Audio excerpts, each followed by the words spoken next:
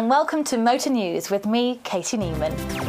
Tata Motors announced that it has entered into a definitive agreement with the Ford Motor Company for the purchase of Jaguar Land Rover, comprising brands, plants and intellectual property rights. The transfer of ownership is expected to be finalised by the middle of the year. The total amount to be paid in cash by Tata for Jaguar and Land Rover will be approximately $2.3 billion. Ford will then contribute up to $600 million to the Jaguar Land Rover pension plans.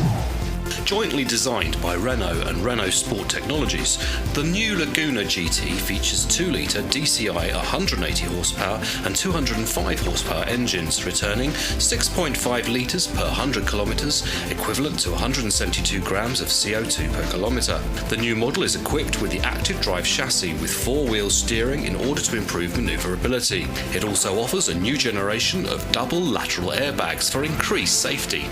The new Laguna GT goes on sale in France from April the 12th and in the rest of Europe by the summer of 2008. Gordon Wegener is to head the globally active design division of Mercedes-Benz. He will succeed Professor Peter Pfeiffer, who will be retiring after 40 years of successful work with the company. He was involved to a considerable degree in developing the design of the passenger car models currently on the market and will lead Mercedes design into the future. Wegener and his team showcased their ideas for the premium automobile of the future with their much-noted research vehicle F700. This concept for a future luxurious touring sedan shows how outstanding ride quality can be combined with high levels of environmental friendliness and good performance with exceptionally low fuel consumption. Volkswagen has announced plans to install the safety feature Electronic Stabilisation Program, known as ESP, as standard in all of its 2009 models, ahead of the National Highway Traffic Safety Administration's 2012 deadline. Volkswagen reports it is the first non-luxury manufacturer to include a standard electronic stabilisation system on all of its vehicles. ESP stands for Electronic Stability Program. It's a feature that we have on our vehicles where it uses different vehicle sensors, the wheel sensors, the vehicle speed sensor, the anti-lock brakes. It uses those sensors to help the driver stay in control, especially during dynamic driving situations. If you're driving in snow, or if you're driving on dirt, or driving in rain, something comes out in the middle of the road. If you have to avoid, this helps the car stay in control to avoid any kind of spin out, to avoid any kind of accidents. And for 2009, we're pleased to announce that we are offering ESP standard on all of our Volkswagen lineup. The NHTSA predicts that if every vehicle was equipped with ESP, an estimated 10,000 lives could be saved each year. As part of its Nissan Green Programme 2010, the car maker unveiled its latest energy-efficient vehicle, the Denki Cube, at the New York International Auto Show. The lithium-ion battery-powered Denki Cube is an electric vehicle concept car modelled after the company's current generation Nissan Cube.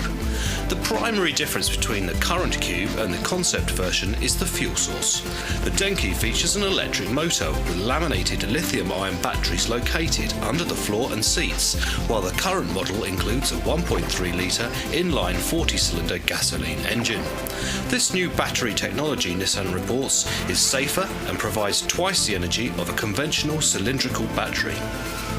An estimated 38% of motorists in the European Union are putting their safety at risk due to underinflated tyres, according to Bridgestone Europe. In addition to causing a safety hazard, Bridgestone indicates underinflation also results in 40 million extra tyres burning an unnecessary 5.3 billion litres of fuel and adding 12.3 megatons of CO2 to the environment. This waste, Bridgestone officials say, totals an estimated €10.6 billion in unnecessary spending. Bridgestone also indicates 16% of tyres checked in the EU had a tread depth below the legal level of 1.6mm, further enhancing drivers' safety risks.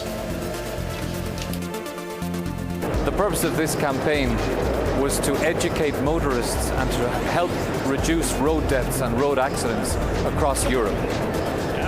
In 2007, we performed many safety checks, in fact more than 38,000 safety checks and driver interviews. And through this 38,000 safety checks, we accumulated a lot of data. Through this data, we found that 38% of tyres in use are actually underinflated. And we also found that 33% of tyres in use were near or below the 1.6 millimeter tread depth, the legal limit.